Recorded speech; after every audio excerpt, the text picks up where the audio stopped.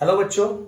आज हम लोग देखने वाले हैं how to handle stress in exam times. Stress stress किस बात का?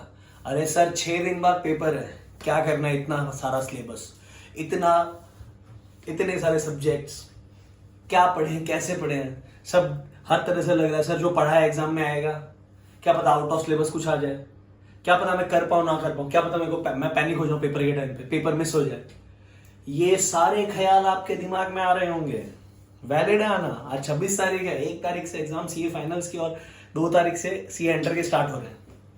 आज इसीलिए आपके लिए वीडियो बनाया जा रहा है कि अगर आप इन सारी चीजों को जो बोर्ड पे लिखी हैं ध्यान से समझेंगे और अपने अंदर इंप्लीमेंट करेंगे, आप आसानी से क्लियर कर पाएंगे अपने सीए एग्जाम्स को।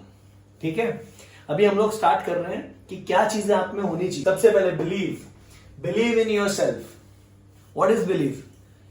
सर इतना सारा सिलेबस है, हमें याद आएगा नहीं आएगा एग्जाम टाइम पे, क्या कर पाएंगे नहीं कर पाएंगे, ये जो सारे थॉट्स आ रहे हैं ना, अगर आपने तैयारी की है बेटा 6 दिन में भी और कुछ ज्यादा तो कर नहीं पाओगे।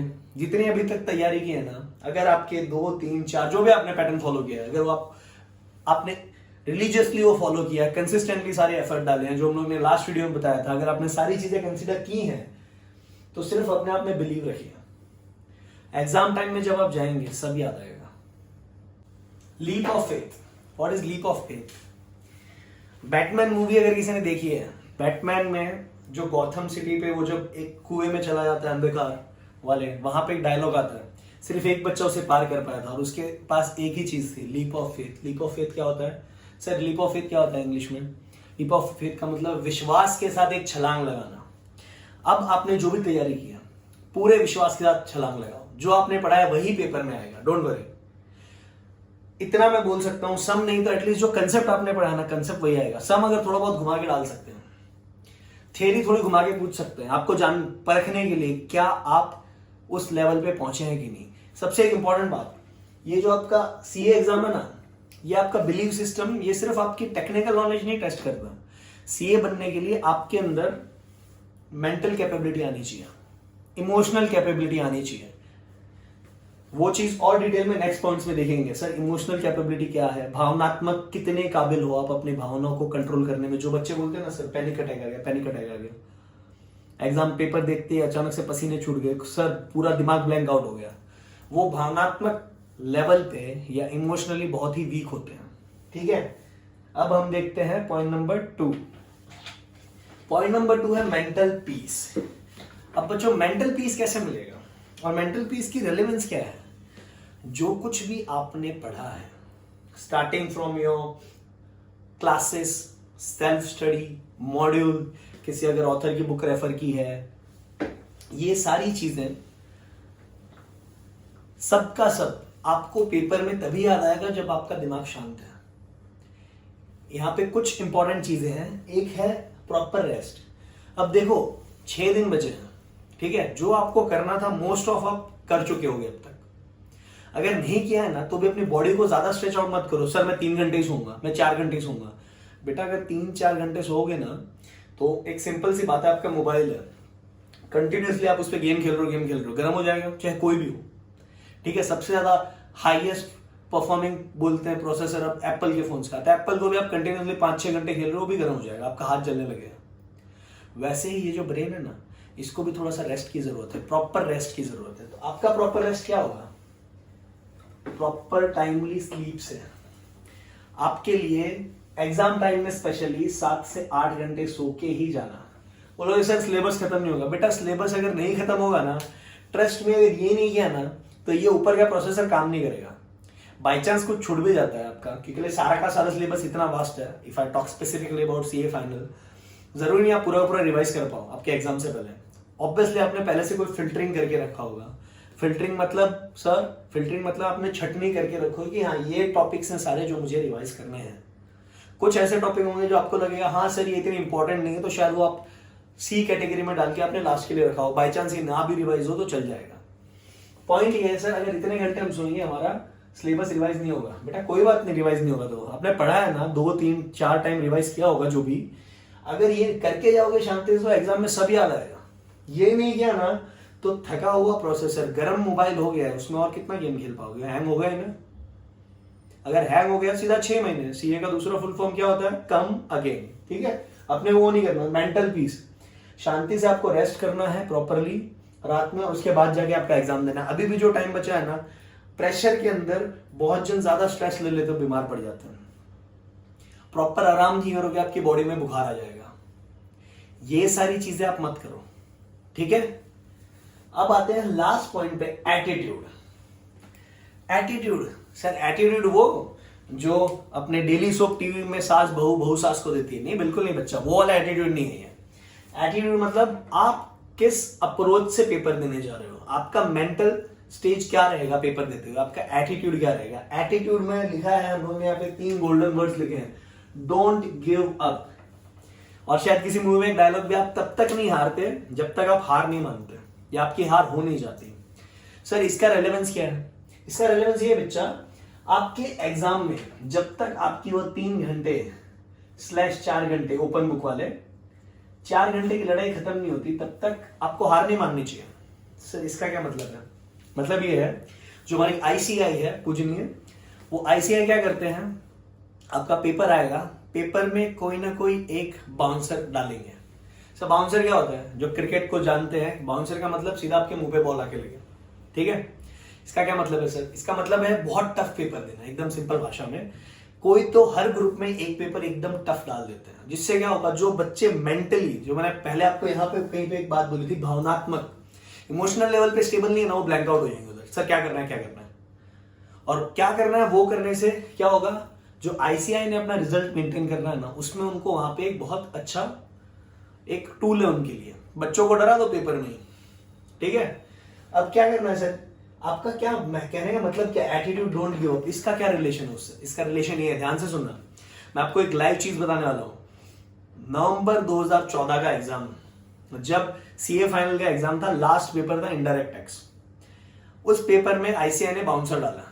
क्या बाउंसर डाला? अब तक तो ठीक है, बच्चे जो कर चुके हैं कर लिया, अब तक ठीक ठीक जा रहे थे सबके पेपर, इतना कोई खतरनाक वाला पेपर नहीं आया था, ओके ओके एवरेज लेवल के पेपर आ रहे थे। लास्ट पेपर में क्या किया उन्होंने, इनडायरेक्ट टैक्स जो नॉर्मली प्रैक्टिकल सब्जेक्ट है, जनरली उसमें 60 से 70-75 मार्क का प्रैक्टिकल चीजें पूछी जाती हैं।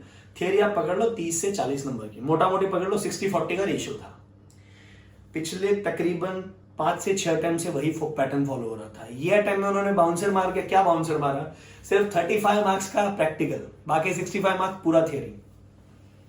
ये क्या हो गया? अब जो बच्चा नॉर्मल इमोशनली डिस्टर्ब्ड है, वो क्या देखेगा, पेपर देखा सर 35 मार्क का ही आता है, थियरी ऑल्दो उसको आता होगा, लेकिन कभी पढ़ा ही नहीं लिखने के पर्सपेक्टिव से। 60 मार्क प्रैक्टिकल के हैं, तो आप प्रैक्टिकली पढ़ोगे ना, सीधी सी बात है सर। 60 उसमें कवर हो रहे हैं, तो 60 में से मैं एग्जामिशन 60 का, कभी कभी 75 मार्क का भी पूछ लेते, तो ऑप्शन वाला कंसिडर करके, तो आप 75 मार्क का पेपर अटेम्प्ट करोगे, उसमें 60 स्कोर करना अगर आपने ठीक किया है तो it's not a big deal.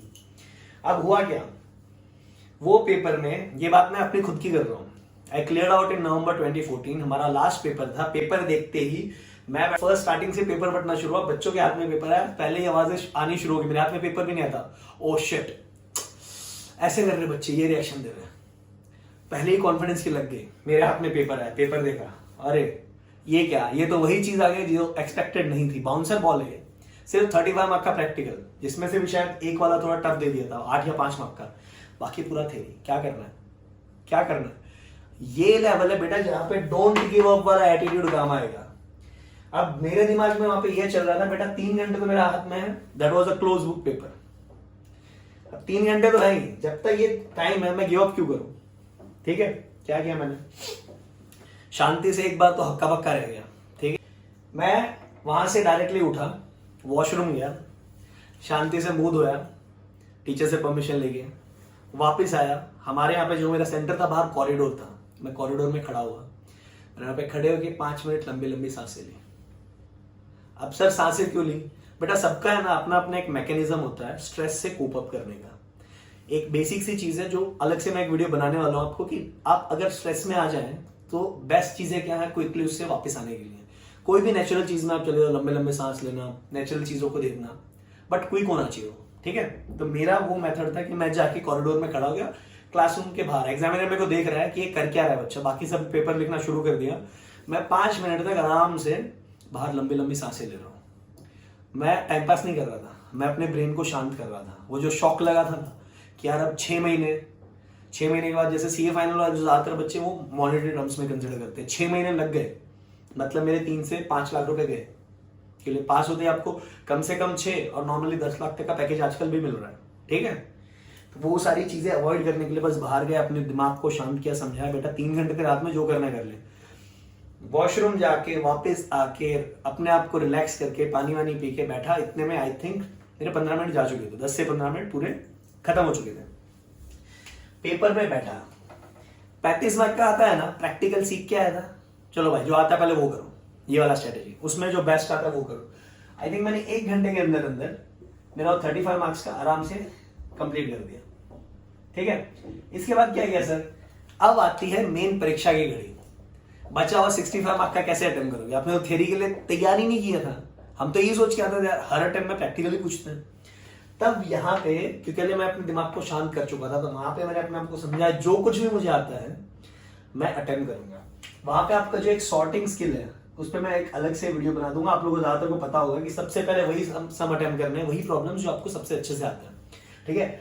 वो वाला सीक्वेंस मैंने फॉलो किया।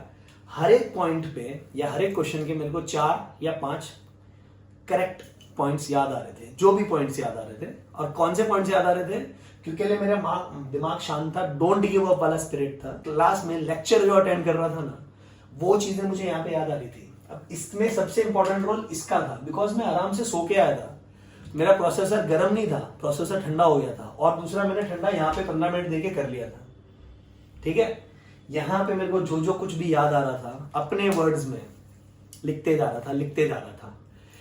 जैसे ही वो बेल रिंग हुई, जब जा सकते हो, 90% क्राउड आउट थी। ये लास्ट पेपर था, आपका दिमाग थका हुआ है, सब थके हुए हो, इतनी मेहनत करके आपने जो 6 महीने से मेहनत कर रहे हो, उसके बाद वो वाला स्टेज था। मैंने शांति से मेरा पूरा पेपर कंप्लीट किया, 3 घंटे में शायद 2 या 3 मिनट बचे थे। तब तक मुझे जो आता था मैंने सब डाल दिया, ठीक है। ये पेपर मैं देके आया। अब एटीट्यूड का फायदा ये हुआ, डोंट गिव अप का फायदा ये हुआ, वो जो मैंने 15 मिनट का टाइम इन्वेस्ट किया स्टार्टिंग में, उसका फायदा ये हुआ, दिमाग को ठंडा रखने का, सोने का फायदा ये हुआ कि एकमात्र आईडीटी सब्जेक्ट में I scored exemption, I think 61 marks आए थे मेरे को, सिर्फ एक सब्जेक्ट में। बाकी सब में पास था, लेकिन इसमें मैंने 61 स्कोर किया। क्यों? बाकी ज्यादातर बच्चे इसी पेपर में फेल थे, और वो एविडेंटली दिख रहा था क्लास में। ये तो पच पच पच पच की साउंड, 2 घंटे के अंदर सारे बच्चे आउट। समझ रहे हैं आप? ये वाली चीज हो जाती है। तो आपको करना क्या है, सर ठीक है ये सारी बातें समझ में आई। जब भी स्ट्रेस आ रहा है ना, अगर आपको कोई फ्रेंड बोल रहा है भाई ये टॉपिक नहीं हुआ, एक सबसे इंपॉर्टेंट बात, डोंट गिव अप वाले एटीट्यूड में, अगर आपका कोई फ्रेंड एग्जामिनेशन हॉल के बाहर आपको मिलके पूछता है, अरे तूने ये वाला टॉपिक पढ़ा है, ये तो सबसे इंपॉर्टेंट बताया था वो वाले सर ने, ये पक्का है एग्जाम में। अब उसमें क्या होता है, जब ये चीज आ जाती है ना, तो आपने अगर पढ़ा है नहीं पढ़ा है, अगर आप ये देखने चले जाओगे ना वो लास्ट मिनट पे, तो आपको कुछ नहीं आएगा, और ना तभी याद आएगा, बिकॉज इतना सारा प्रेशर बिल्टअप हो गया ऑलरेडी। आप कुछ मत करो, अगर वो पूछ भी रहा तो बोलने का हाँ भाई मैंने रिवाइज किया, पूछे ना क्या है चल बता, बोलने का अभी मेरे पास टाइम नहीं है, ठीक है, goes to bye bye. I think that's it. आपको अपने आप पे बिलीव रखना है, आप कर सकते हो आपने तैयारी की अच्छे से, शांति से रेस्ट करो, पूरी बॉडी को शांत दो, अपना एटीट्यूड रखो, डोंट गिव अप। जब तक पेपर खत्म नहीं होना तब तक आपने जो कुछ भी पढ़ा है आपको पक्का याद आएगा। शांत हो जाओ। अगर किसी को ऐसा हो रहा है ना, एक लास्ट टिप छोटी सी, अगर आपको पेपर में ऐसा हो रहा है कुछ याद नहीं आ रहा सर, सिर्फ 2 सेकंड के लिए शांत हो जाओ, आंखें बंद करो, आपको पेज नंबर के साथ कौन सी साइड लिखा है वो भी साइड भी याद आता है, किधर लिखा वो भी याद आता है, बस थोड़ा सा शांत हो जाओ, पानी पी लो, ठीक है। बाकी ऑल दी वेरी बेस्ट। अगर आपको किसी को भी इंडिविजुअली कुछ भी डाउट्स आ रहे हैं और ज्यादा स्ट्रेस हो रहा है, कोई स्पेसिफिक चीज है जिसपे आप चाहते हो कि नहीं सर ये वाली मुझे समझा दो, एक बार कमेंट करके बता देना, मैं ट्राई करूंगा उस पर, या तो आपके कमेंट पे रिप्लाई कर दो, या फिर कुछ ज्यादा ही डिटेल या ज्यादा कमेंट्स वाली चीज है तो मैं उसके लिए स्पेसिफिक वीडियो बना दूंगा जितना जल्दी हो सके, बिकॉज आपके एग्जाम्स 1 तारीख से शुरू हो रहे हैं, ठीक है। All the very best and God is with you, your parents blessing are with you. Signing off for the day.